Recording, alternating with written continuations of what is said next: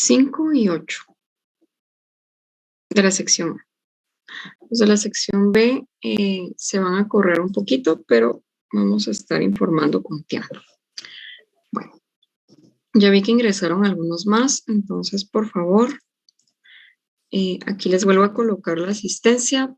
Mucha atención en marcar pues la que les corresponde, ¿verdad? Sección A hay un enlace y para la sección B hay otro enlace.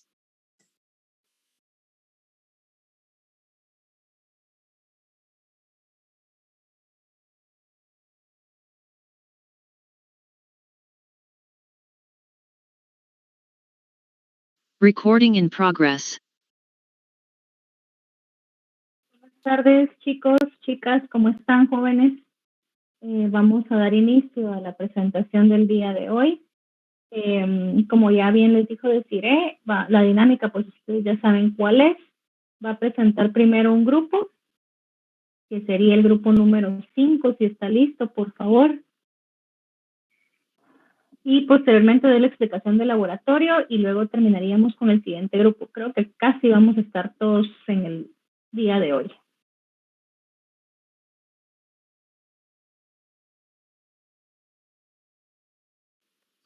Buenos días, licenciada. Aquí estamos, el grupo 5. Okay, muy bien, buenos días, gracias. Hasta te voy a dar espacio. Permíteme. Gracias. Ahí está, sí, listo.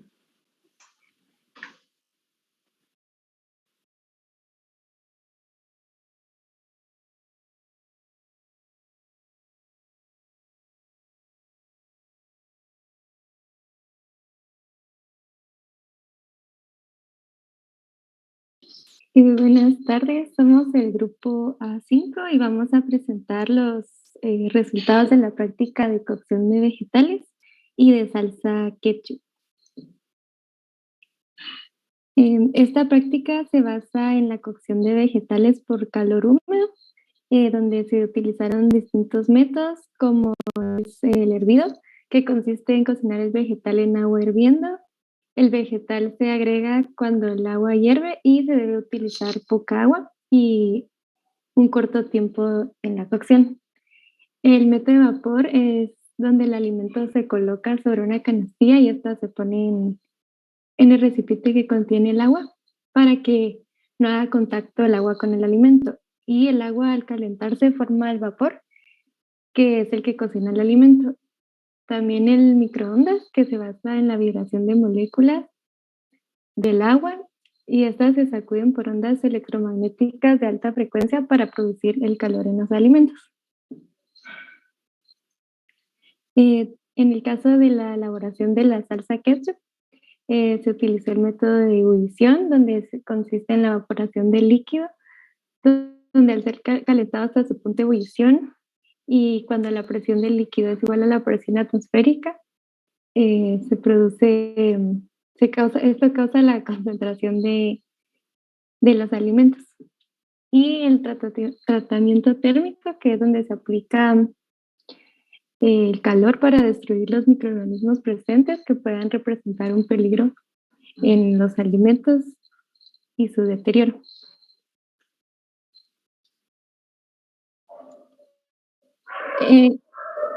Perdón.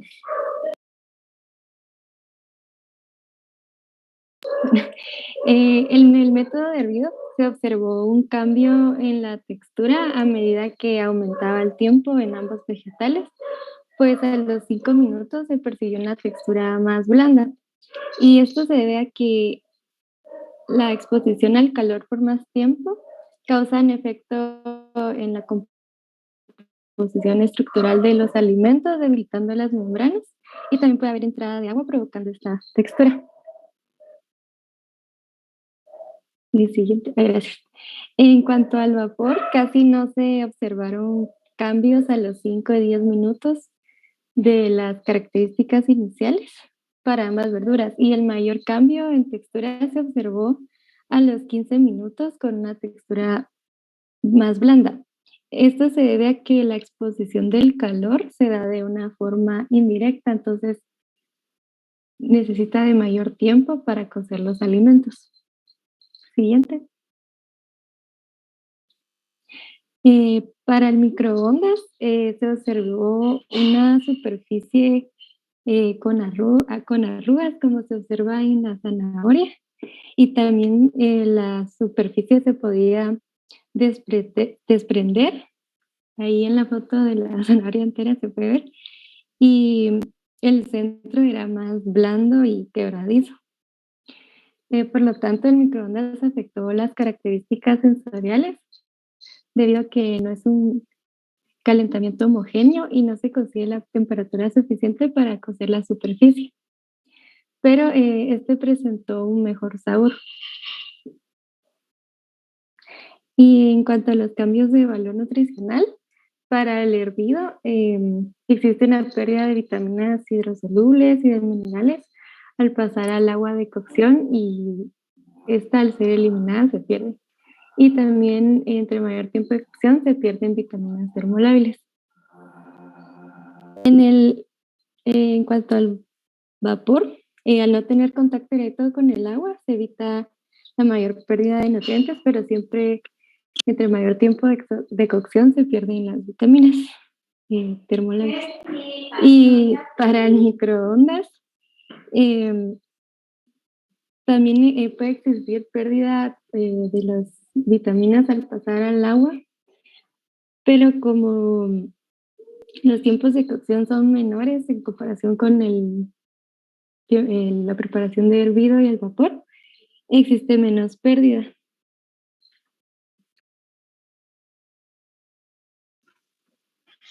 En cuanto a la salsa ketchup, el cambio de las características sensoriales se le atribuye principalmente al proceso de cocción y a la reducción de agua, concentrando así aromas, sabores, el cambio de coloración y también la textura, llevando a la preparación de prácticamente un estado como líquido del jugo de tomate a una consistencia de pasta. En cuanto a los costos de producción, el total de la receta fue de 7 quetzales con 4 centavos y el de la porción de 25 centavos. Comparando esto con precios comerciales disponibles en el país, en los supermercados específicamente, es un precio que se considera accesible, encajando en los rangos de precios encontrados tanto por porción como por receta de las opciones comerciales. En cuanto al valor nutritivo, se dio una pérdida de vitaminas hidrosolubles por la pérdida de agua y termolábiles por la prolongada exposición al calor, principalmente de vitamina C. Se dio también una concentración de azúcares, carbohidratos y una desnaturalización de proteínas. En cuanto a las proteínas, están en forma de enzimas, y al desnaturalizarlas ayuda también en el proceso de preservación del producto. Comparando con marcas comerciales, el contenido calórico es elevado, probablemente porque otras marcas reportan también agua como uno de sus ingredientes principales, y por la concentración de la salsa a nivel casero se redujo más, alcanzando un nivel superior de espesor. También se observaron niveles mayores de vitamina C en las salsas comerciales. Sin embargo, estas también tenían entre sus ingredientes como antioxidante ácido ascórbico. Se concluyó que hay una menor pérdida de nutrientes en el método hervido y mayor pérdida de características sensoriales en el método de microondas. El método de vapor presentó menor efecto en las características del alimento, pero necesita mayor tiempo debido a que la cocción es indirecta. Y finalmente, la densidad energética de la salsa ketchup aumenta debido a la pérdida de agua y concentración de los nutrientes. Y eso sería todo, licenciada.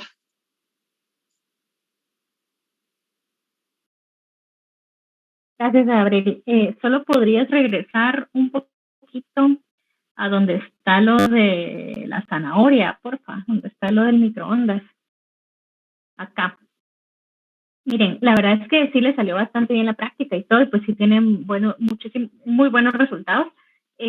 Solo yo lo que quería aclarar aquí nada más es que en el caso de la textura de la zanahoria, generalmente eso pasa cuando hay una sobrecocción o hay o no se mueven esto es en el del microondas, ¿verdad? Recuerdo que eso dijo Isa. Sí, exacto. ¿Verdad? Entonces generalmente eso pasa cuando hay exceso de agua o no se remueven los ingredientes o lo que se vaya. ¿Se acuerdan que en el ratatouille, cuando hicieron en el microondas, sí tenían que estar removiendo constantemente, ¿verdad? Entonces, lo que sí es que, digamos, el calor, si no se remueve, no llega a todos lados. Debería, porque tiene Las ondas vienen de la parte de abajo, de la parte de los laterales y la parte de arriba.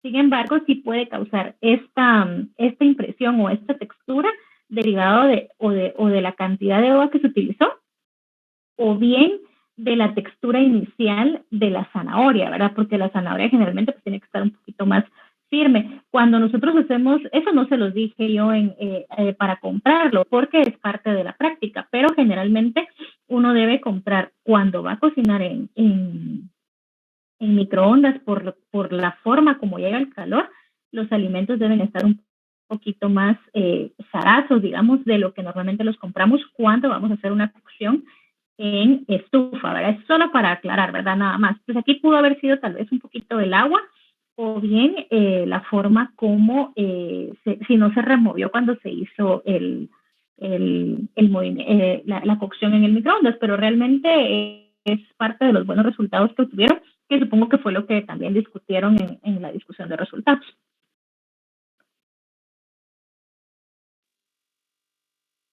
Muchas gracias, licenciada. Perfecto. No era pregunta, era solo aclaración, perdón. Gracias. Ahora en el caso de la coliflor, si no estoy, ¿cuál será? La del microondas, perdón. Sí. Esa no tiene mayores cambios, si ustedes lograron observar. Sí, no cambió mucho. ¿Verdad? O sea, no pero es el tipo de vegetal también, ¿verdad? El que normalmente se trabaja así. Ahora con los colores, ¿cuál perdió más color? ¿En cuál de los 13 métodos de cocción? Yo sentí que fue en el de hervido. Ok, sí, y eso es generalmente por cómo llega la forma del calor, que llega de abajo hacia arriba, ¿verdad? Entonces la pérdida sí es un poquito más fuerte. Aquí la forma como nosotros podemos eliminar o retener un poco el calor es escaldando antes, ¿verdad? Eso no era parte de esta práctica, pero sí es como ustedes tienen que ir haciendo la secuencia de que dependiendo donde ustedes vayan a hacer la cocción de algún alimento, tienen que siempre es mejor ponerle tratamientos previos, como el caso del escaldado, para conservar precisamente esas características de color sobre todo, ¿verdad? Entonces, bastante bien los resultados, así que pues muchas gracias. Y no sé si alguien más tiene alguna duda o alguna pregunta o algún comentario adicional que ustedes tengan como grupo, Isa o Abril.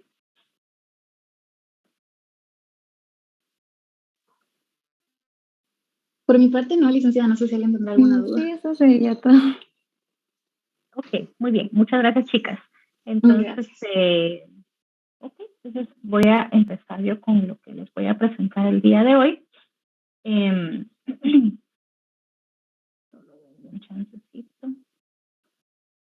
María Fernanda, adelante. Buenos días, ¿me escucha? Sí. Fíjese que tenía una duda con la ketchup, con la coloración, porque a nosotras a las 24 horas estaba como rojo-naranja, así, estaba rojo-naranja, y a los 3 días estaba un poquito más fuerte. Entonces, no sé con qué correlacionarlo. Estaba buscando, encontré como una tesis, creo que era, que hablaba sobre cómo cambiaba la coloración al agregarle vinagre, pero era en la fermentación de pasta de chile. Entonces, pues al ver eso, tal vez se podría asociar con la presencia de vinagre, pero en sí no creo que haya como una fermentación. Entonces, no sé, por eso le pregunto. El cambio de color fue más concentrado después de varios días que cuando lo hicieron. Eso así fue. Sí. ¿Sí? Uh-huh. Bueno, generalmente eso pasa cuando hay una concentración aquí específicamente debe haber alguna concentración de alguna de los pigmentos que tiene el tomate como tal, ¿verdad? Esa es una de las características principales.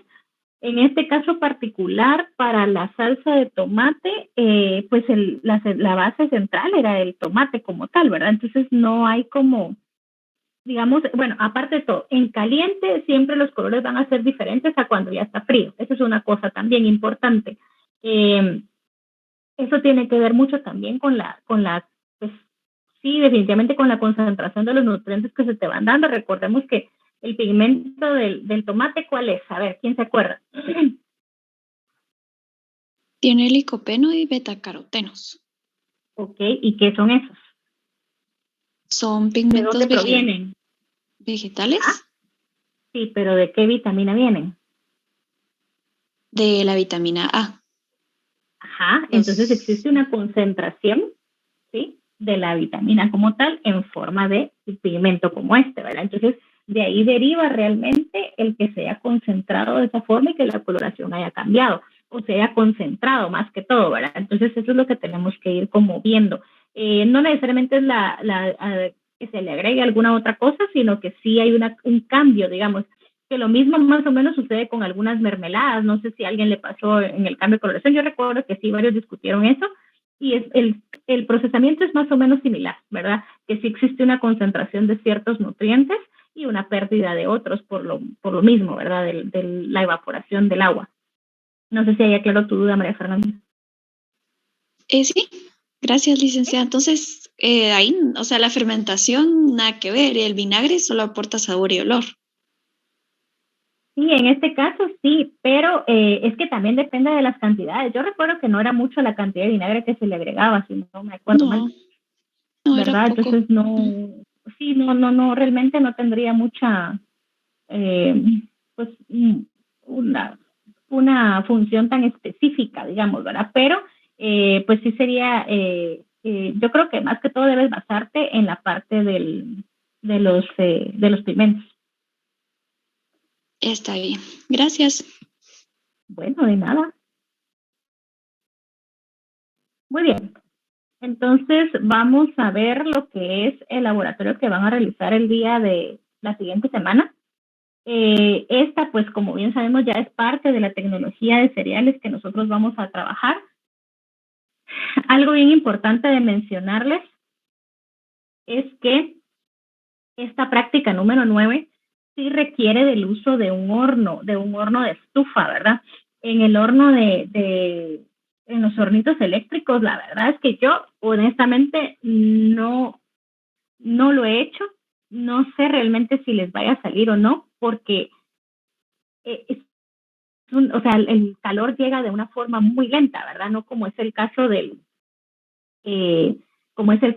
horno de estufa, ¿verdad? Entonces, para quienes no tengan el horno de estufa, pues van a tener que hacer solo una de las personas el laboratorio y las demás pues apoyar o aportar en cuanto al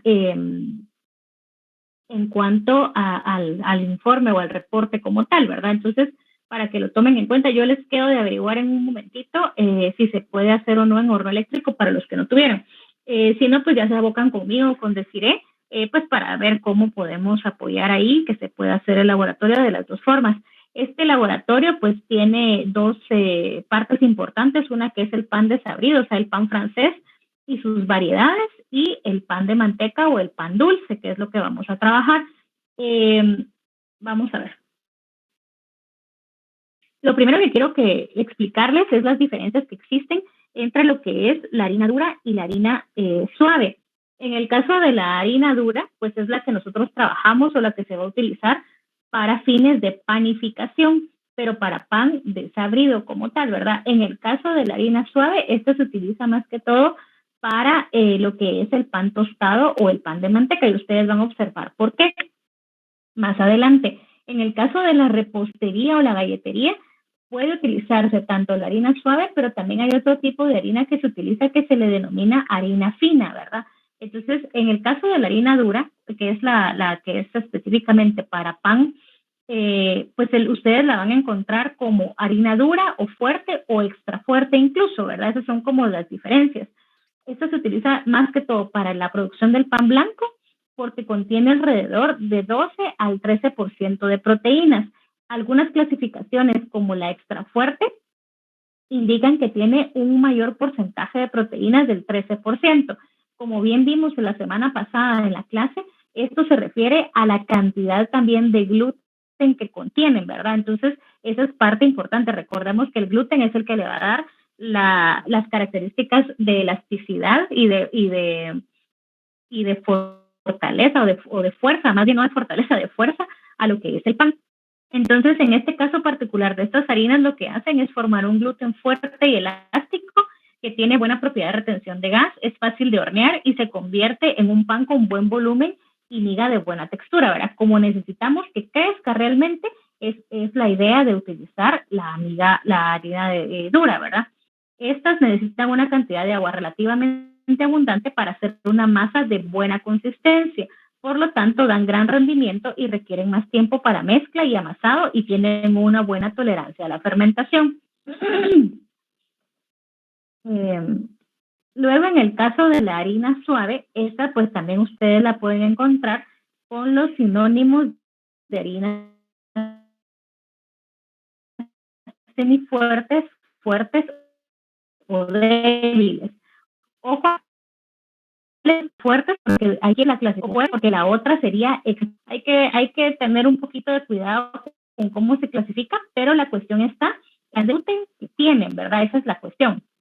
Comercialmente hablando, ustedes la van a encontrar como harina dura y harina suave. Ustedes van a comprar harina y así es como la van a encontrar.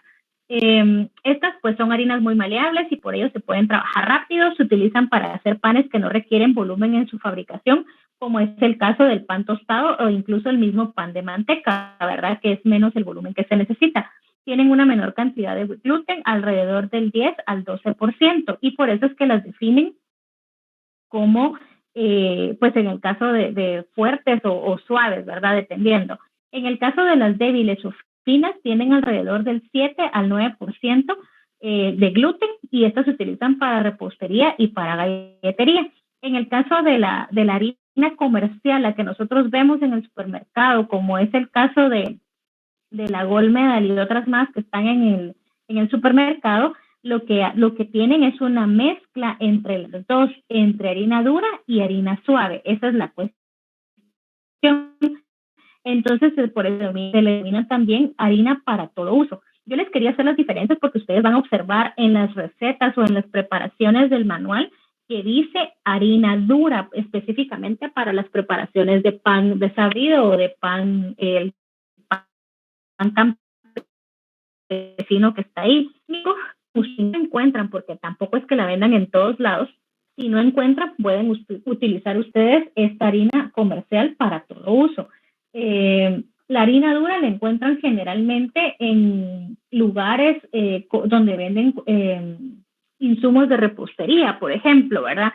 Aquí en la ciudad pues está Insumos, que ya varios la conocen, está también, ahí no me recuerdo el otro, creo que se llama el otro, no recuerdo muy bien, y algunos otros, o por ejemplo donde están los depósitos, también hay algunos que venden harina dura y harina suave, en las panificadoras también. Entonces sí pueden como preguntar si lo desean. Si no, no se compliquen y trabajan con la harina para todo uso, que es la harina comercial.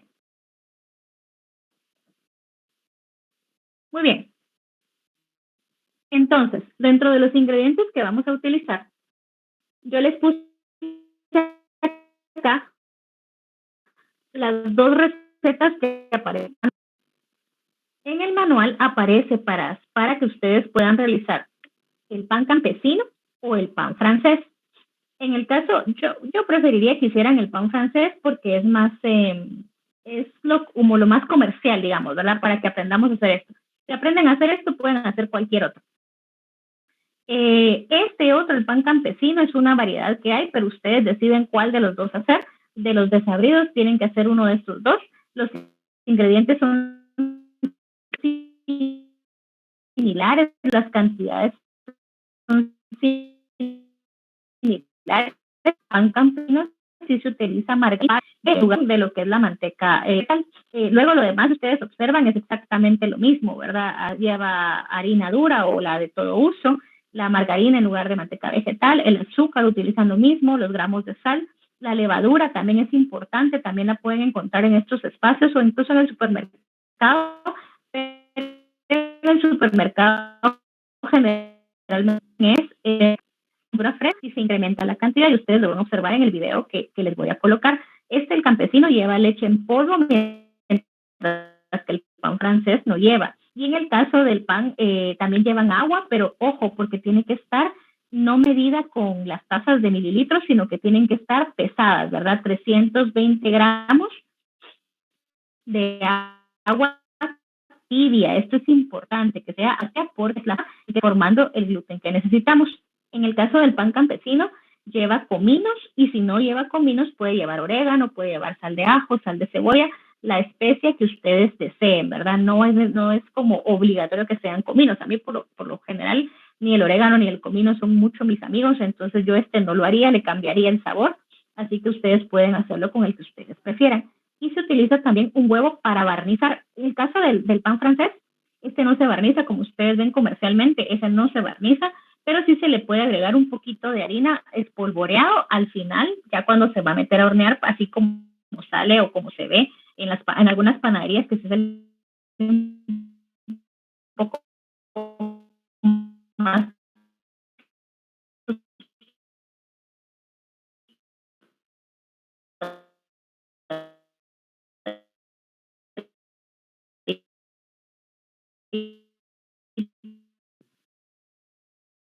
Ahí lo escribí mal, pero es alimentos, ¿sí? Especia en alimentos y especies animales.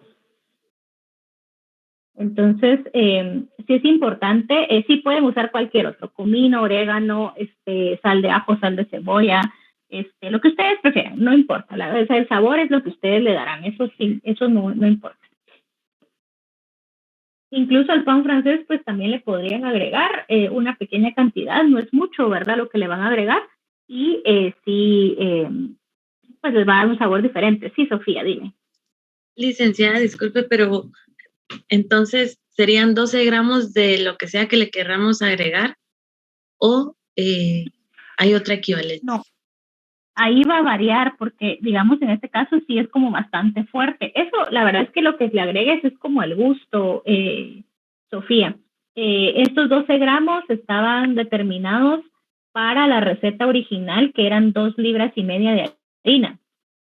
Yo se los dejé así porque lo que sucede es que eso va a depender de qué tan intenso quieran ustedes el sabor. Entonces, más o menos le pueden agregar unos 3 gramos de cualquier sal o cualquier especia que ustedes utilicen. Ah, bueno, está bien. Gracias. De nada. Melanie, adelante. Sí, licenciada, buenas tardes. Solo con una duda, igual con eso de las especias, digamos, si usara albahaca, ¿tiene que ser en polvo o puede ser de esa fresca? Pueden usar fresca también. Ah, bueno, gracias. Solo que ahí es un poquito menos, ¿verdad? Igual, bueno, sí la puedes usar, pero la verdad es que no es tan recomendable porque se te puede oscurecer porque se va a deshidratar al momento de hornear. Entonces mejor usa la seca. Ah, bueno, cualquier seca. Ah, bueno, Sí. Gracias, licenciada. Muy bien, de nada. Ok, muy bien.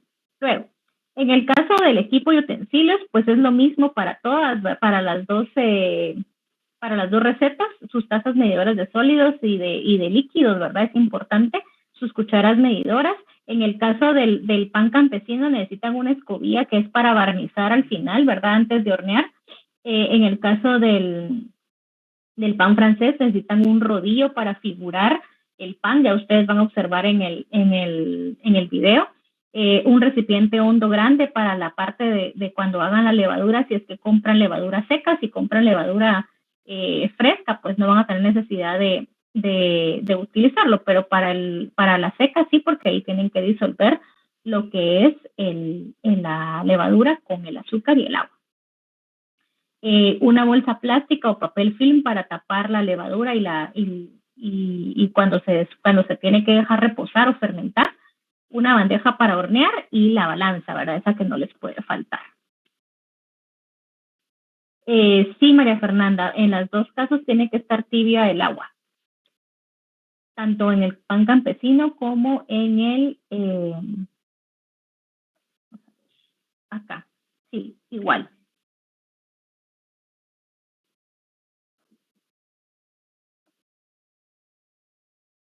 Este del agua tibia es tip porque eso no está en el manual, ¿verdad?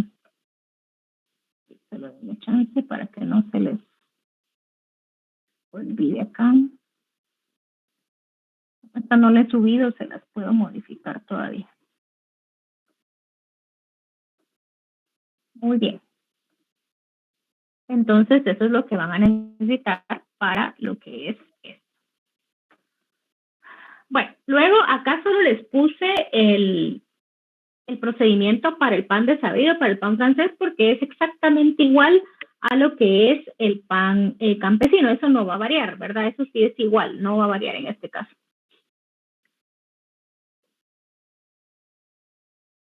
Jonathan dice, yo he hecho pan y siempre he usado agua a temperatura ambiente. ¿Qué diferencia hay?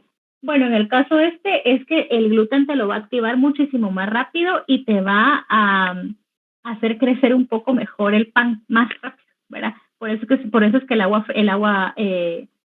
tibia. En el caso de la temperatura ambiente, pues no te lo activa tan rápido y si se usa fría te lo rompe. Entonces, por eso no son tan recomendables. Entonces, por eso es el agua tibia.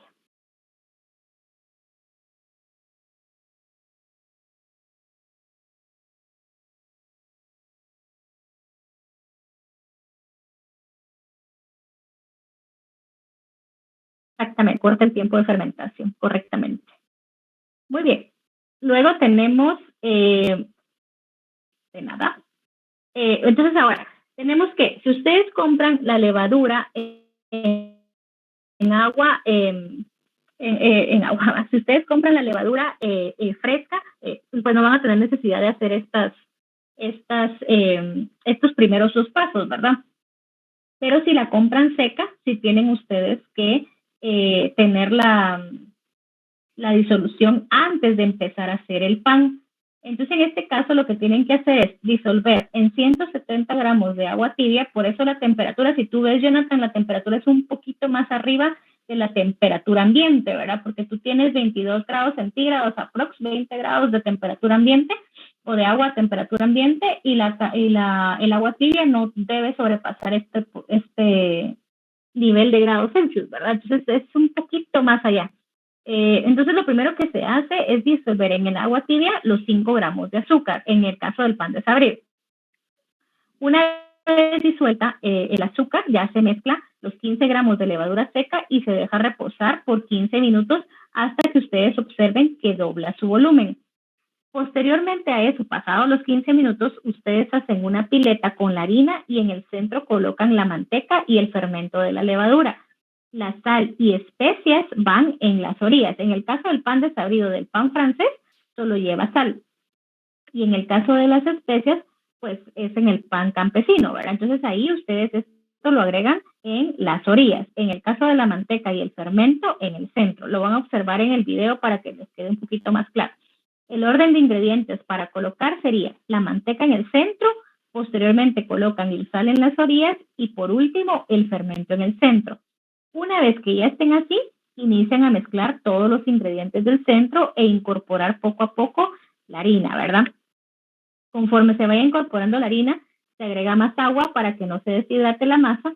Primero 60 gramos y después cada 5 minutos o conforme se vaya necesitando, una cucharadita de agua estirando la masa. Esto es bien importante, que no vayan a agregar todo el agua que les queda de un solo, porque si no se les va a poner fea la masa y no la van a lograr estirar bien y que se active bien el gluten. Entonces es importante que la vayan hidratando únicamente cada vez que la vean deshidratada y que vayan de poquito a poquito, ¿vale? Entonces esto, lo que sucede es que hay que tenerle mucha paciencia para poderla amasar y que se vaya incorporando. Más o menos el tiempo es 30 minutos lo que ustedes tienen que estar amasando hasta obtener una masa elástica que no se les pegue en las manos. Si agregan ustedes más harina, se les va a hacer, o sea, nunca les va a llegar a activarse como tal. Entonces es bien importante que agreguen solo la cantidad de harina y la cantidad de agua necesarias, ¿verdad? Eso es importante de agregar. Muy bien. Luego colocan la masa en el recipiente hondo engrasado y tapan la bolsa plástica o film, ¿verdad? Para dejarla reposar. Ahí se va a dejar fermentar por 30 a 40 minutos hasta que se haya duplicado su volumen en un lugar fresco y sin corrientes de aire. Cuando hablamos de corrientes de aire, no la vayan a meter al microondas o algo así, o incluso al horno para esperar a que a que se fermente ahí, porque realmente esto no le va a permitir, o sea, se puede echar a perder porque necesita estar en un lugar fresco. Entonces es bien importante que cuando ustedes hagan esto, sí eviten la corriente de aire, pero que el lugar esté fresco, ¿verdad? Una vez ha fermentado, ustedes ya pueden hacer sus bolitas de pan de 1 o 2 onzas, más o menos de 30 a 60 gramos de peso, y hace figura con el bolillo, colocando hileras de 6 panes en la bandeja engrasada. Se deja fermentar nuevamente o levar, como se le conoce técnicamente también, por 30 hasta 60 minutos máximo, ¿verdad? Y luego se hornea a 380 grados Fahrenheit o 195 grados centígrados por 12 a 20 minutos, máximo 25. Este tiempo va a variar dependiendo de la estufa que tengamos, del horno, ¿verdad? Dependiendo también de qué tan doradito lo querramos, si lo queremos crujiente por fuera y suave por dentro o suave por todos lados, de eso va a depender. Entonces ustedes lo tienen que estar observando para saber en qué momento ya está listo su pan, ¿verdad? Entonces acá les tengo los videos, si quieren vamos a ver uno nada más porque así ya lo podemos, ay, perdón.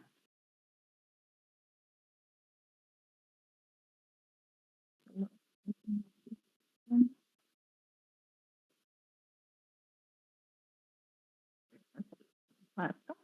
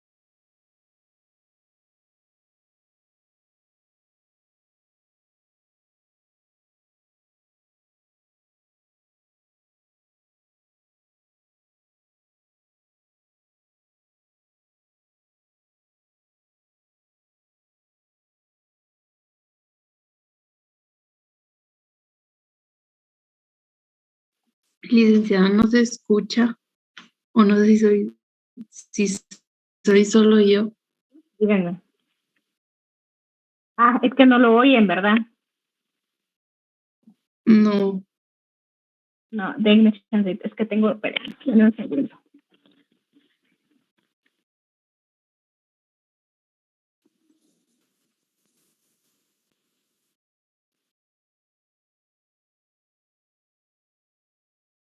Dándoles un poco los ingredientes. Ahí sí, ahí lo oían bien. Sí, ahora sí. Sí. No sé si lo escuchaban ahí ya o todavía no. Bien, ahí ya se escuchaba.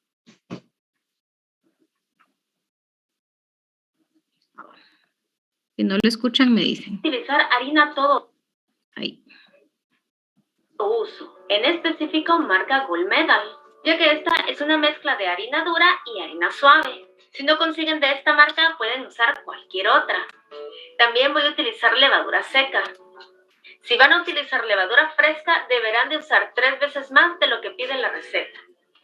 También necesitaremos sal, azúcar y manteca. Procuren de preferencia utilizar manteca de origen animal, ya que el pan tendrá un mejor sabor, pero si no, manteca vegetal estará bien. Para empezar, primero yo tengo aquí 170 gramos de agua tibia. Recuerden, nunca debe de estar caliente porque podemos matar la levadura. Por el momento usaremos esta cantidad. Más adelante usaremos más. Y en esta agua vamos a disolver el azúcar. Una vez ya no quede residuos de azúcar en el agua, agregaremos la levadura. Y la moveremos hasta tratar de disolverla por completo. Esto lo dejaremos reposar por 15 minutos. Y en ese tiempo deberá de haber doblado su volumen. Pasado el tiempo veremos cómo esta habrá crecido. Y ahora sí vamos a empezar con el pan. Vamos a colocar la harina y haremos un cráter. Dentro de este vamos a colocar la manteca, la sal en las orillas y el fermento de la levadura. Y con las manos limpias vamos a empezar a trabajar los ingredientes del centro, para luego lentamente ir bajando la harina de las orillas. Conforme vamos bajando la harina notaremos si la preparación requerirá de más agua. Esta la tenemos que ir integrando muy de a poco para evitar llegar a aguadar la preparación. Esto debemos de irlo trabajando con paciencia para ir notando cuánto líquido más requerirá la masa. Como ven, yo voy a requerir de más agua. La que vayan a usar extra también debe de estar tibia. Aquí tengo 60 gramos más. Hasta que el agua que agreguemos haya sido absorbida por completo, podemos agregar más. Al terminar de agregar el agua extra, ya tendremos el líquido suficiente para poder formar una masa. Pero al tacto, esta masa se siente dura. Si yo la dejo así, el pan tardará mucho en levar y el resultado será un pan duro y seco. Entonces, dependiendo de qué tan dura está la masa, así iré agregando un poco más de agua. Aquí yo agregué 2 cucharaditas más y empezaré a amasar. Aquí yo ya empiezo a sentir cómo la masa se vuelve más manejable y suave. Esta la trabajaremos por un mínimo de 30 minutos. Debemos de amasar muy bien, ya que a más gluten activemos, más suave quedará el pan. Como esta masa la iremos trabajando por media hora, lo más probable es que con el pasar de los minutos la masa empiece a perder líquido. Esto será por el movimiento y por el calor generado por las manos. Para evitar que la masa se reseque, lo que debemos hacer es que cada 5 minutos estiraremos la masa y le agregaremos solo una cucharadita de agua tibia. Así iremos recuperando la humedad que ésta ha perdido por el amasado. Notaremos cómo la masa absorbe sin ningún problema el líquido extra y empezará a obtener aún más elasticidad. Esta es una masa que queda muy blanca, debe de estar elástica y con buena humedad, pero sin pegarse ni a la mesa ni a las manos. Y así trabajaremos la masa por media hora, agregándole una cucharadita de agua tibia cada 5 minutos o cada que ustedes sientan que la masa empezó a perder humedad. Después de unos 20 minutos de amasado, la masa debe de estar elástica. Pueden agarrarla de un extremo e ir moviéndola hasta ver qué tanto se estira. Si se corta muy rápido o no se estira es porque le falta amasar. Como ven, mi masa estira bastante bien antes de romperse. Eso me indica que mi masa ya está casi lista, pero aún así la seguirá amasando por 10 minutos más. Y después de esos 10 minutos, entonces la masa empezará a hablar. Sí, como lo escucharon, la masa va a empezar a hablar. ¿Y cómo vamos a notar eso? Bueno, es fácil. De tanto trabajar la masa, esta empezará a llenarse de burbujas. Estas pueden ser grandes o pequeñas. Y conforme presionemos la masa sobre la mesa, estas empezarán a reventar. Y cuando eso pase, la masa hará un sutil ruido como un tronido o un pequeño silbido.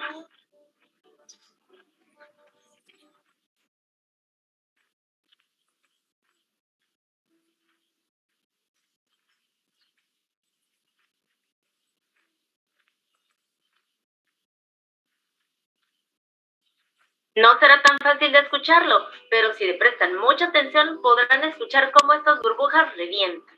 Y cuando eso pase, la masa ya estará lista para dejarla reposar. Redondeamos la masa y la pasaremos a un recipiente limpio con una pequeña capa de grasa. Esto será para evitar que la masa se pegue al recipiente. Colocamos la masa y la tapamos para evitar que se pueda llegar a resecar. Dejaremos reposar esta masa en un lugar cálido de 30 a 40 minutos o hasta que notemos que ésta habrá duplicado su tamaño. Después de dejarla descansar, veremos cómo ésta habrá crecido y está lista para porcionarla. Sobre una mesa limpia ponemos una capa muy ligera de grasa. La dejamos caer y la desgasificamos. Y ahora iremos tomando trozos de masa para sacar las porciones. Yo usaré una pesa para formarlas de 30 gramos. Pero esto lo pueden hacer calculando las porciones también. Eso dependerá de cómo ustedes lo prefieran trabajar. Y así iré calculando toda la masa hasta terminarla. Yo estoy haciendo porciones de 30 gramos, pero también las pueden hacer de 50 o 60, pero no las hagan más grandes de esa medida, porque si no el pan quedará demasiado grande. Ahora que ya terminé de sacar todas las porciones, figuraremos el pan. Vamos a tomar una porción y lo que debemos de hacer será presionarla por el medio, a modo de formarle una cintura. Pueden trabajarlas de 2 en 2 para hacerlo más rápido. Tomamos otras 2 y les hacemos la misma forma. Y otras 2, en total serán 6 unidades, y las pondremos todas una a la par de la otra. Ahora con un rodillo o incluso con las manos vamos a presionar el centro. Esto será para unir todas las porciones. Vamos a generar la suficiente fuerza para tratar de unirlas todas. Con mucho cuidado le daremos la vuelta a la masa, dejando el rodillo por debajo, y ahora apretaremos las orillas. Esto también será solo para unir las porciones unas con otras. Si conocen una manera mejor de figurarlo, perfecto, lo pueden hacer como mejor les quede. Y ahora pasaremos nuestro pan a la bandeja, que debe de estar muy bien engrasada para que el pan no se pegue en el horneado. Y haremos otra exactamente igual. Si gustan, pueden agregarle al final un toque de harina, que es también como se suele encontrar en las panaderías. Eso quedará a gusto de cada uno. Si no tienen un rodillo, no hay problema. También lo podemos hacer con las manos, haciendo exactamente el mismo procedimiento. Este pan, como ven, tiene una forma muy particular de figurarlo. Requiere de experiencia para que todos queden parejos y del mismo tamaño. Así que lo más seguro es que al final no nos queden muy bonitos. Pero está bien, recuerden que si es la primera vez que hacemos pan, lo más normal es que no nos queden iguales.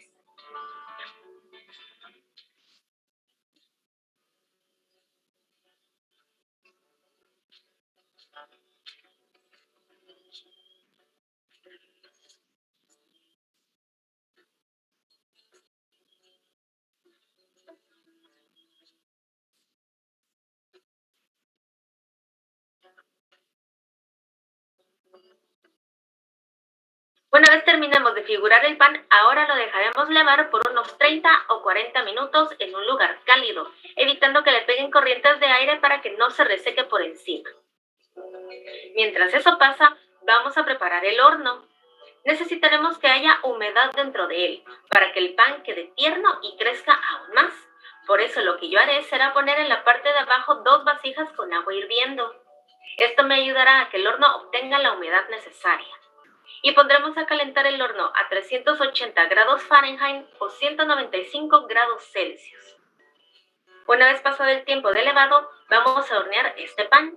Si queremos que el pan quede tierno, suavecito y muy blanco, solo lo hornearemos por 12 minutos. Pero si lo prefieren tostadito por fuera y con ese toque crujiente, lo dejaremos por 20 minutos. El tiempo que lo dejen hornear dependerá del gusto de cada uno. A mí me gusta tostadito por fuera, así que lo hornearé por 20 minutos.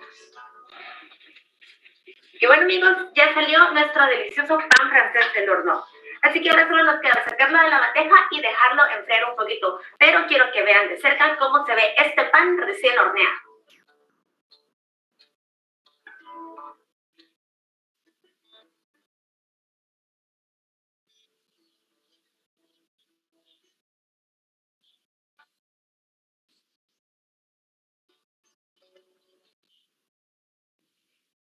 Bueno, entonces eso es en cuanto a este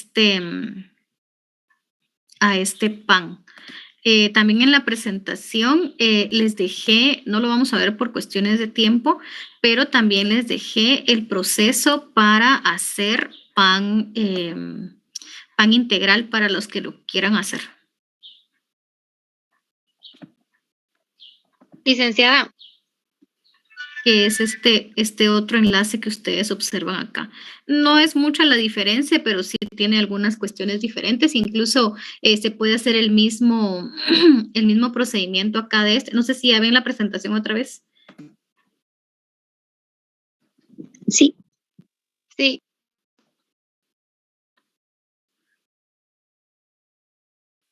¿Sí?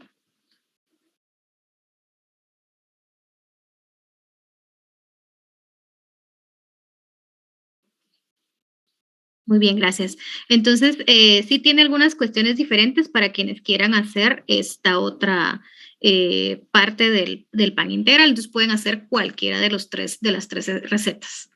Muy bien. Ahora, en cuanto al pan de manteca o pan tostado, acá, si ustedes observan, yo les traje 2 videos también. Una para hacer pan de manteca, las batidas, y el pan tostado normal, hojaldras, champurradas, todo esto que nosotros observamos acá. En el manual hay otra receta que es para hacer las famosas conchas, pero lo que sucede es que esa sí lleva mucho tiempo porque hay que hacer por aparte lo que es la parte blanca que llevan arriba, que es la conchita, digamos, o la parte de azúcar. Entonces, la verdad es que es un poco más compleja, un poco más tardada, entonces mejor les traje estas 2 recetas para que sea mucho más práctico, ¿verdad? Entonces, ustedes escogen. Lo ideal, como les digo, es que una persona haga el pan desabrido y la otra persona haga el pan tostado. Ustedes como prefieran, ¿verdad?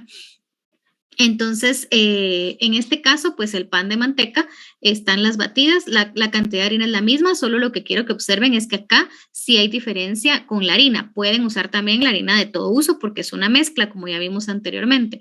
Pero acá, pues yo quería que hubieran ustedes la diferencia entre que con el pan francés o las baguettes se utiliza la harina dura, y con esta se utiliza la harina suave porque no se necesita o no tiene tanta cantidad de gluten porque no necesitamos que estos crezcan tanto.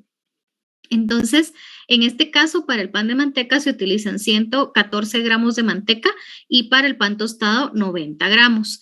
En el azúcar, el pan tostado lleva más, casi el doble de azúcar que lo que tiene el pan de manteca, porque recuérdense que el pan tostado lleva azúcar encima, ¿verdad? Por eso es la diferencia.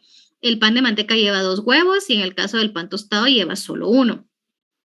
Los 14 gramos de levadura para el pan de manteca y en el caso del pan tostado no necesitamos esa levadura porque vamos a utilizar el polvo para hornear. Se utiliza también sal para los 2, en el caso del pan de manteca vainilla y siempre la cantidad de agua, ¿verdad? La manteca siempre es vegetal. Fíjense que en el video ustedes observaron que ella les decía que salía más rico con la manteca de origen animal, pero ay, la verdad es que a mí pues particularmente el sabor me gusta más con la manteca vegetal, pero eso es pues a disposición de del sabor que ustedes quieran obtener, ¿verdad? Esa es la diferencia. Muy bien. Luego acá, con esto del pan de manteca, nosotros vamos a hacer el mismo paso que hicimos dependiendo de la levadura que tengamos. Si tenemos levadura fresca, pues no hay necesidad de hacer este paso, pero si compramos la levadura seca, pues sí hay que disolverla, ¿verdad? Y aquí se disuelven en 70 gramos de agua tibia con 30 gramos de azúcar y los 14 gramos de levadura seca. Se deja reposar hasta que doble su volumen.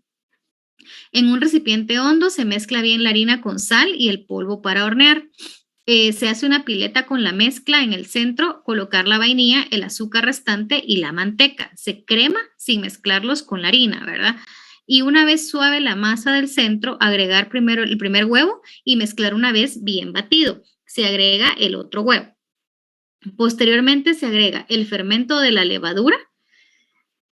Se mezclan bien los ingredientes del centro y se incorporan poco a poco la harina, ¿verdad? Esta requiere un amasado menor, ¿verdad? Más o menos de unos 10 minutos hasta tener una textura suave, aunque no será tan elástica como la del pan francés, pero siempre hay que cuidar que no se pegue en las manos, ¿verdad? Luego se coloca nuevamente la masa en el recipiente hondo engrasado y se tapa también con bolsa plástica o film y se deja fermentar por 20 minutos. Esta no duplicará su volumen, pues derivado que pues no va a requerir de tanto volumen puesto que ya usamos la harina suave, ¿verdad? Pero sí deben ustedes observar que va a crecer un poquitito más de lo que inicialmente estaba. Esta se debe dejar en un lugar cálido, pero siempre sin corrientes de aire.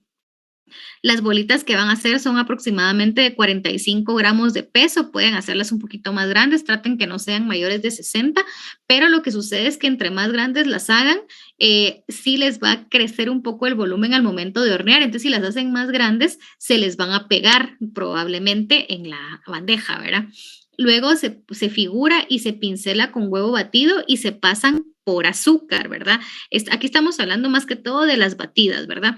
Se fermentan por 20 minutos y se hornean de 350 a 175 grados centígrados por 20 minutos o hasta que estén dorados en las orillas. Este procedimiento es de las batidas. Oyen, el caso del pan tostado no varía mucho, pero yo también les traje acá los dos videitos, ¿verdad? Para cualquiera de los dos. Entonces, si quieren, observamos acá. Vamos a poner rápidamente, creo que no es tan largo, pero si no, o prefieren verlos ustedes en casa dependiendo de lo que hagan. Si quiere, mejor lo vemos nosotros. Sí, licenciada, porque como que se traba un poquito el audio en los videos. Mejor en casa, dicen. Ok, perfecto. Muy bien. Bueno, por lo menos ya vieron la parte principal que era la del pan desabrido. Lo demás es como normal. Luego, en el cuestionario solo vienen 2 preguntas, que es, ¿cuál es la función del azúcar, sal, levadura y manteca en la elaboración del pan francés?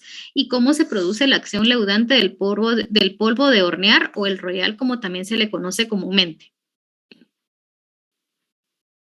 Que si yo escucho cuando me hablan por micrófono, sí lo escucho. ¿Por qué, Andrea? ¿O me están hablando ahorita? Ahorita no los escucho, no sé. Ahorita si alguien me habla, no los escucho. No sé si alguien ha hablado, pero normalmente sí los escucho. Es que, bueno, no sé si ahí me escucha. No sé por qué la pregunta, Andrea.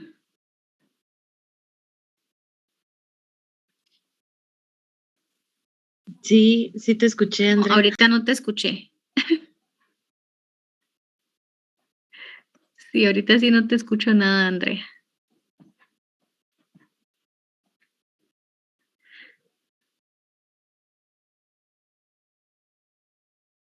Ah, no. Qué raro. Es que habló hace un rato, pero no los escuché. Ay, espérenme. Lick, ¿me escucha? Y con razón he sentido que han estado callados, pero no sé por qué. Ah. De repente que sí será por eso, pero no sé qué pasó. Ahora, vamos a ver. No. Es que me quité los audífonos y tal vez sea eso, espérenme. No sé si los apagué. Vamos a ver.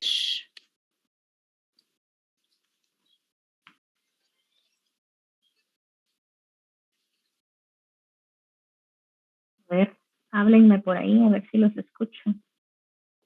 Yo creo que ahorita sí, porque hasta la voz, o sea, el sonido de cuando usted habla es diferente. ¿No se escucha? Y ahorita sí los escucho bien. Sí, cuando nos Algo le escuchaba, moví. así se escuchaba su voz como sí, diferente. Es que entonces algo le moví, perdón. Díganme, cuéntenme.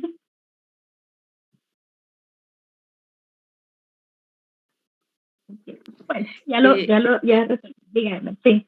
Es que creo que le habían dicho de que sí mejor lo mirábamos en nuestra casa y yo tenía una duda, pero era más que todo con la entrega del reporte de esta práctica y de la de que vamos a hacer en laboratorio el viernes, que si se entrega antes la del viernes o cómo estarían las fechas para organizarnos y que no se nos junten.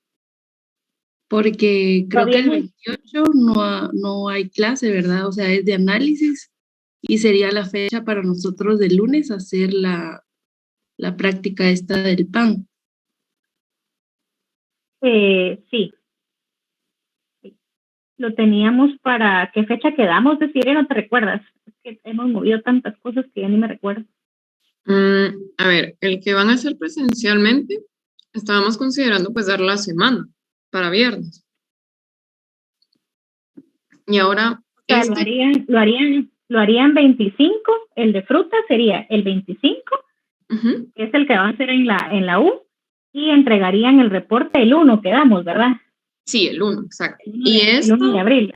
Esta práctica, como la hacen la sección A, la hace el otro lunes. Lunes 28, la entrega quedaría para el 4. Pero es que ese día tenemos clase de análisis. para Ajá. reponer el viernes. Ajá, ese 28 es que es la reposición de la Sí, clase. es cierto, es cierto. No, entonces, no sé, licenciada, si quedan como que realizan las dos secciones de laboratorio el 30, entonces me entregarían hasta el 6. Y así va a tener que ser. Muy bien. Entonces, el de frutas, que es el laboratorio presencial, se entregaría reporte el 1. Y este reporte de panificación sería hasta el 6 de abril. Así quedaría.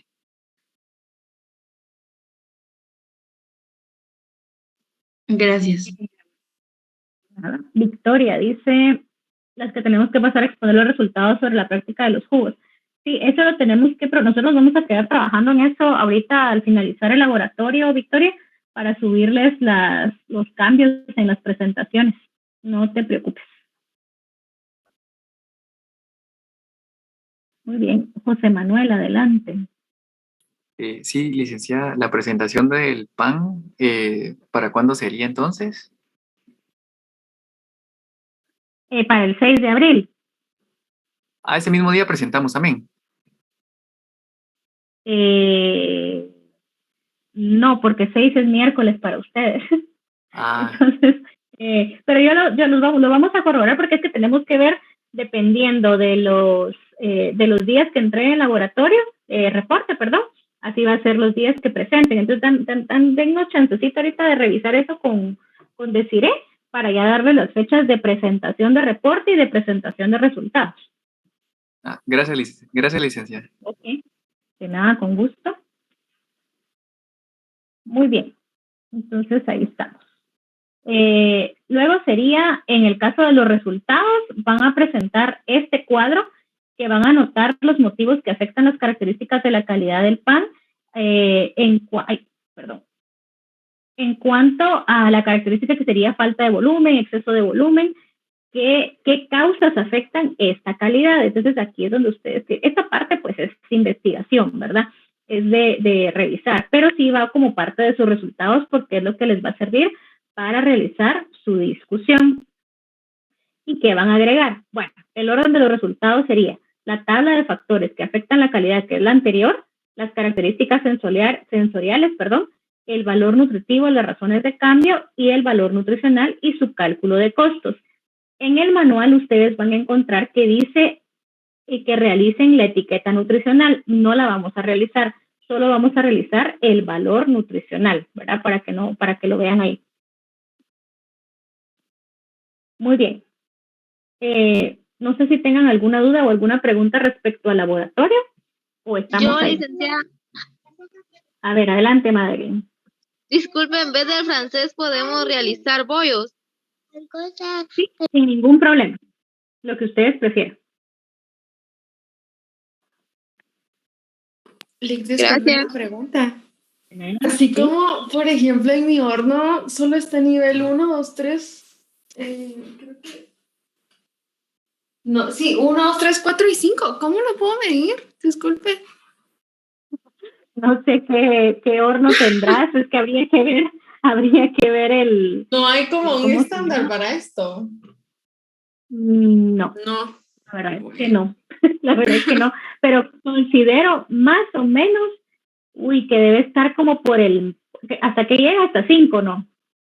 Sí, Calculo que debe estar como por 3, tal vez, más o menos. 3. Pero sería de verificar bien qué tipo de horno. Les mando las características del horno al chat y ya les mando yo la respuesta, ¿sí? Gracias. Ok, de nada, con gusto. Ok, muy bien.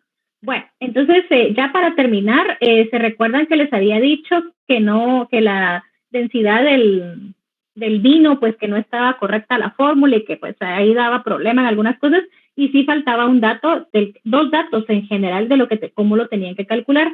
Para la guía de trabajo número 3 sí tienen que calcular esa densidad. Entonces acá en esta les puse cómo se hace. Y en esta parte de acá, ustedes van a observar que lo que se va a trabajar es la densidad o peso específico del vino. Entonces, la referencia o la teoría pues los expertos indican, ¿verdad? Que 1 litro de mosto pesa alrededor de 994 gramos. Esto obviamente ustedes se recuerdan que 1 litro de agua va a pesar 1000 gramos. En el caso del vino, pesa un poquito menos por la misma densidad que tiene, ¿verdad? Entonces, 1 litro de mosto más o menos está en 994 gramos. Entonces, ¿qué es lo que deben ustedes obtener? Tanto el volumen en mililitros o en litros del vino, como el peso en gramos de estos mismos mililitros, ¿verdad? O sea, tienen que tener los dos datos. Entonces, dice acá les traje como el fundamento de por qué es así, ¿verdad?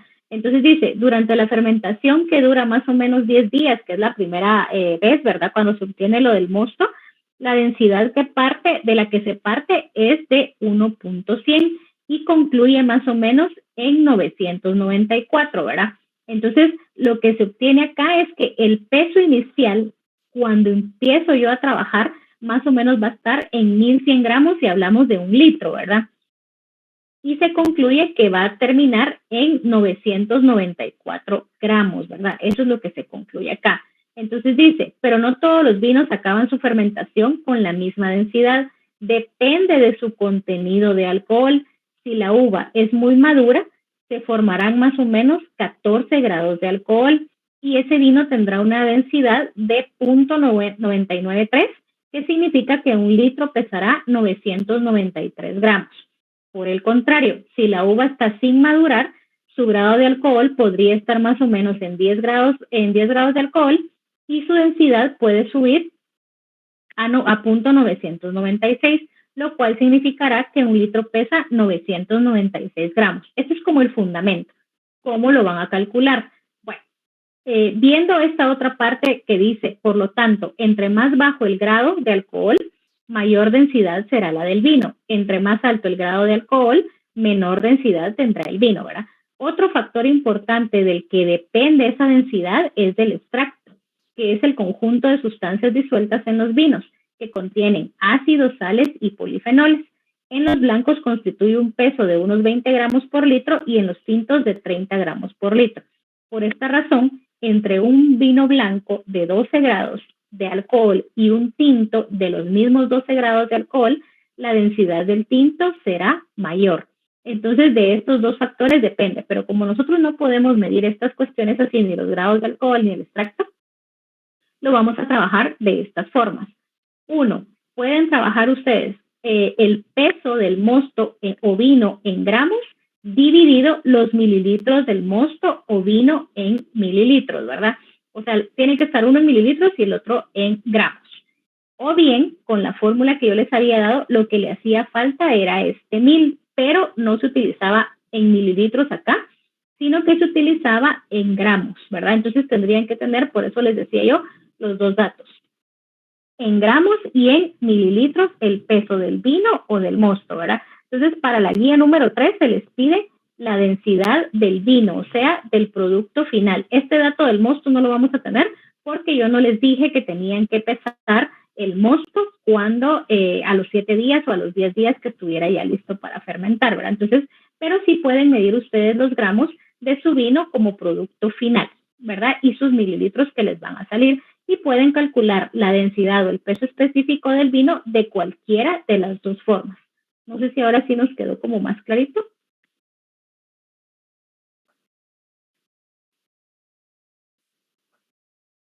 O si tienen dudas sobre esto.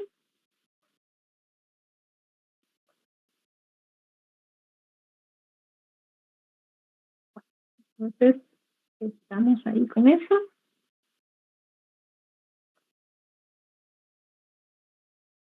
Y si está lista el 1.0018 es estándar, sí es estándar.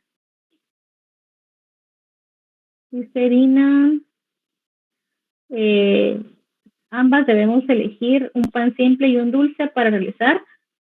No, Dina, digamos si son pareja, una puede hacer el desabrido y la otra puede hacer el pan dulce. O sea, cada una hace uno de los dos.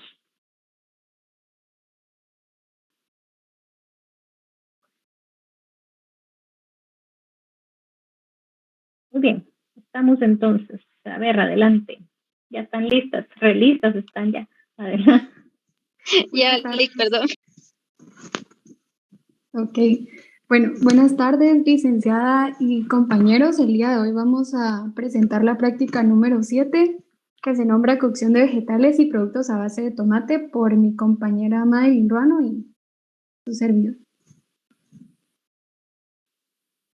Ok, entonces, para empezar vamos a platicar acerca de los fundamentos tecnológicos que se utilizaron. En primer lugar, tenemos el método al vapor, y este consiste en cocinar los alimentos a través del vapor, utilizando como medio líquido el agua, sin que estos entren en contacto con él. Los ingredientes se colocan, en un recipiente de tipo rejilla, como observamos en la imagen, o un perforado suspendido que se coloca en una cazuela, olla o similar. Este contiene agua que se lleva a ebullición. También tenemos el método hervido, que consiste en cocer un alimento mediante la inmersión en líquido, generalmente puede ser agua o un caldo, en ebullición también durante cierto tiempo, que va a depender de los alimentos que se van a cocinar. En esta práctica nosotros utilizamos la zanahoria y la coliflor, y se utilizaron los tiempos de 5, 10 y 15 minutos. También tenemos a microondas, que son un método muy rápido de cocción, en donde las ondas de energía electrónica que produce el horno activan las moléculas de agua que contiene todo el alimento, y la fracción que produce al moverse genera suficiente calor para poder cocinar. Entonces tenemos como primer método al vapor, donde observamos los resultados a los 5, 10 y 15 minutos, y podemos observar que al cocinar la zanahoria, pues se requiere menor tiempo de exposición al fuego para poder alcanzar su estado óptimo de cocción. Y los cambios más significativos que observamos fue el color y la textura. En el caso de la coliflor se observa que se requiere más tiempo de cocción para poder alcanzar ese estado óptimo, y que también cambió la textura. A los 15 minutos pues se observó que era muy blanda, y otra característica notoria que pudo observarse fue la coloración. Por ejemplo, en el caso de alimentos como el brócoli o la coliflor, al cocinarse al vapor, se considera que hay una pérdida muy poca y baja de vitamina C y K, y que se retienen los glucosinolatos. Ahora, en el método de hervido, las principales diferencias en las características pues se debieron al calentamiento, y los principales cambios también pudimos observar la textura, ya que esta va a variar dependiendo del tiempo de cocción al que se están al tipo y tiempo de cocción que se somete.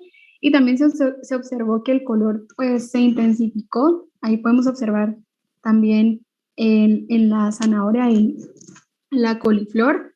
En la coliflor pues creo que se nota un poquito más, son más notorios los cambios en cuanto a sabor y color, ya que al pasar de los minutos de cocción se iba tornando a un sabor más amargo, y esto porque su tiempo óptimo de cocción está entre 7 y 10 minutos, y al llegar a los 15 minutos pues obtuvo una sobrecocción, ya que algo que nos pasó fue también que sentimos que tal vez era muy poquita agua. Entonces ya a los 15 minutos pues esa agua ya se estaba consumiendo, y por eso pudo amargar un poquito los alimentos. Se investigó en literaturas que las vitaminas en zanahoria, la A, E y K, y los carotenoides se conservan mejor cuando se hierven las verduras. Sin embargo, debemos mencionar que en este método de cocción hay más pérdidas, porque las vitaminas se quedan en el agua ciertas vitaminas se quedan en el agua que se descarta. Ahora, en cuanto al microondas, pues nosotros colocamos la zanahoria, la coliflor no, porque no tuvimos cambios relevantes. Sin embargo, en la zanahoria sí. Aquí el tiempo de cocción que se utiliza va a depender de la cantidad de alimentos que se desee cocer. Cuanto más pequeño sea este alimento, más rápido será la cocción, tal y como sucede al cocinar al microondas la zanahoria. Se obtuvo un cocimiento mucho más rápido cuando se cortó en rodajas, y hubo también cambios en cuanto a la textura porque se ablandó. Al momento de utilizar microondas con un poco de agua para poder cocinar los alimentos de adentro hacia afuera, también se permite que las vitaminas y minerales se conserven mejor en comparación a otros métodos de cocción. Y ahora vamos a pasar a los resultados de la salsa ketchup, donde podemos observar el diagrama de producción.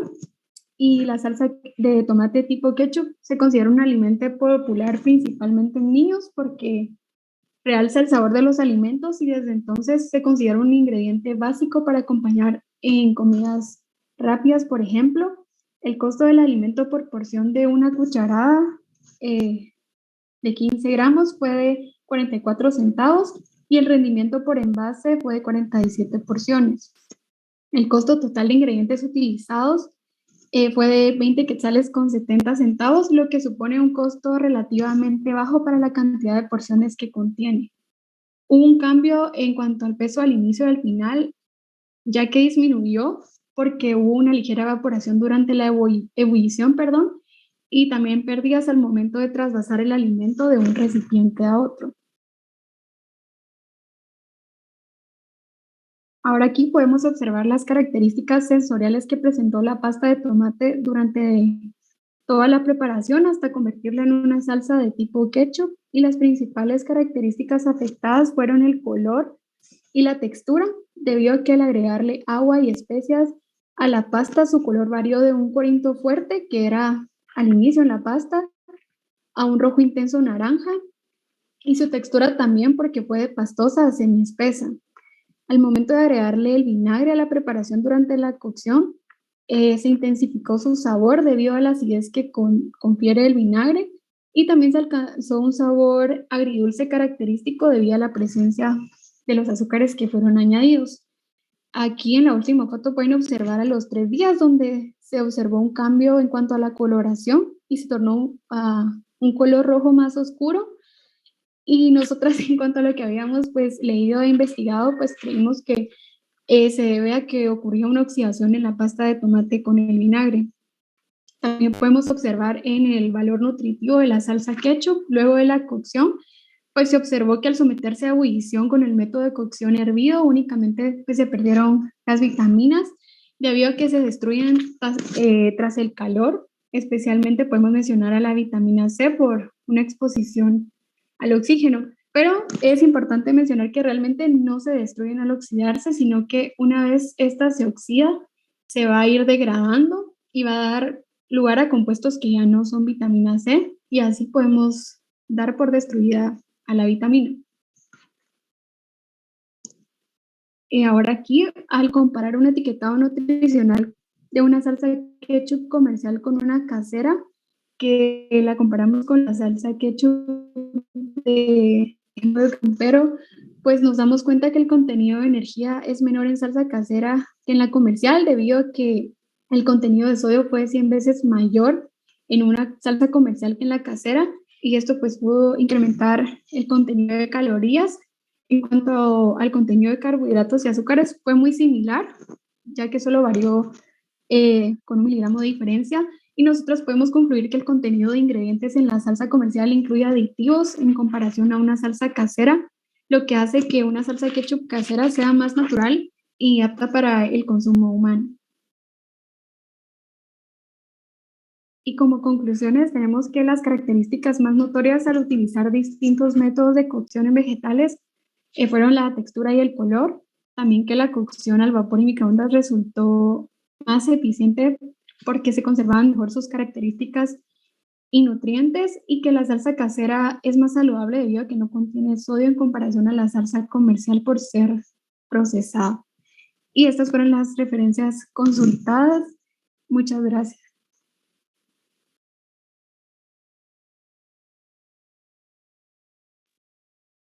Sí, muchas gracias. Creo que me pareció interesante ver lo de la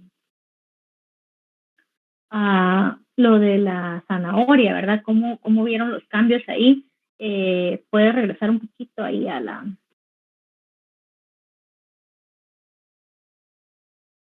Acá. ¿A esa? Sí, en esa, precisamente en esa. Tú comentabas que la cocción fue mejor en las de rodaja, ¿verdad? Sí. Bueno, se deformó un poquito, pero es que pareciera como que se hubiera deshidratado un poco. Entonces, sí, pero está bien, o sea, aquí lo que pasa es que el calor llega de una... Esto es más o menos como lo que pasa cuando se deshidrata un alimento, ¿verdad? Digamos, dependiendo el grosor de la verdura y dependiendo la superficie que vaya, a cómo vaya llegando el calor, así será como se vaya dando la cocción, ¿verdad? En ese sentido me refería. Recuerdan que cuando hablábamos de deshidratación mencionábamos que dependiendo la superficie que cubriera el alimento, así va a ser la uniformidad en la deshidratación. Pues entonces más o menos es similar, ¿verdad? Así será la uniformidad en cuanto a la cocción. Un alimento entre más entero está, más difícil es que llegue a cocerse o a tener una cocción ideal al centro del alimento, ¿verdad? Entonces, por eso es que probablemente se les dieron ahí las diferencias, hasta en el cambio de color un poquito más, ¿verdad? Habría que ver si ustedes partieron esa zanahoria, no sé si la probaron en este caso, pero pues seguramente por dentro todavía le faltaba un poco más de cocción. Sí, la verdad es que solo como encimita se sentía, bueno, yo observé eso, que era un poquito más blando, pero sí tiene razón que solo era como, no todo el alimento, sino que bueno, en el caso de en rodajas era más que todas las orillas que lo sentí. Y después como que sí estaba un poquito, no duro, pero no como está o sea, no así como, no blando, pues, o sea, como que blando en unas partes, pero ya en el centro sí se sentía distinto, como que no se había terminado de cocer. Sí, exacto, así se siente más o menos, ¿verdad? Ahora, en el caso de lo que hablaban del vinagre del tomate, que mencionaban acá, eso, o sea, yo tal vez no me expresé bien, pero realmente no es que no tenga nada que ver el vinagre, y esto también para María Fernanda que me hizo la pregunta, no es que no tenga nada que ver, pero sí hay algo más que permite que se concentre el color, que no solo depende del vinagre, ¿verdad? A eso tal vez es a lo que quería llegar, ¿verdad? Que en eso sí me faltó mencionar, pero no es solo el vinagre el que ejerce la función, sino que también hay que verificar la parte de los pigmentos. Ah, ok. Muy bien. Gracias, licenciada. Bien, ok, muchas gracias, muy bien. Felicitaciones también al grupo. Y pues entonces con eso concluiríamos el laboratorio de hoy. Entonces, si no tienen más preguntas ni dudas, yo les subo en un momentito, como en la tardecita, les subo el laboratorio Esto lo terminamos de hacer unas cosas con Desiree y pues ya se la subo para que la tengan a la mano, ¿verdad? Y cualquier duda o pregunta, pues me la hacen. Les voy a compartir también al chat de la clase para quienes no quieran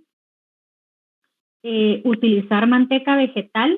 Ahí les mandé un enlace de qué sustitución pueden ustedes realizar si quieren utilizar mantequilla, por ejemplo, ¿verdad? Entonces ahí les mandé el enlace para que lo puedan observar y pues ya lo pueden trabajar. Muy bien, entonces eso sería todo por hoy, chicos. Yo les aviso si vamos a tener clases el jueves o no. Eso va a depender de los resultados que se tengan el día miércoles en las elecciones. Entonces, si se decide de una vez el miércoles, tenemos clase jueves. Pero si no se decide el miércoles y hay que volver a votar el día jueves, no vamos a tener clases. Entonces, yo siempre los mantengo al tanto a través del chat. Gracias, que tengan buen provecho y feliz tarde. Licenciada, disculpe. Solo antes de que los compañeros se retiren. Sí, dime. Sí, ahí pues compañeros acá, fíjense que muchos estudiantes de ON hemos estado recibiendo llamadas por parte de un número para que votemos por una planilla en específico. Si alguno de ustedes llegara a recibir esa llamada, sería de muy gran ayuda si se pueden contactar con la ON y enviarnos el número de teléfono que los esté llamando y qué planilla les están pidiendo que voten, por favor. Igual vamos a ver si hacemos un post para que todos estén informados de eso, ya que pues eso no se puede hacer, ¿verdad? No está bien. Utilizando su base de datos. Sí, la verdad es que no sabemos cómo consiguen nuestros números. Cuando les preguntamos, nos cuelgan la llamada. O sea, ya tienen como un guión así de que voten por esa planilla, no sé qué, y así.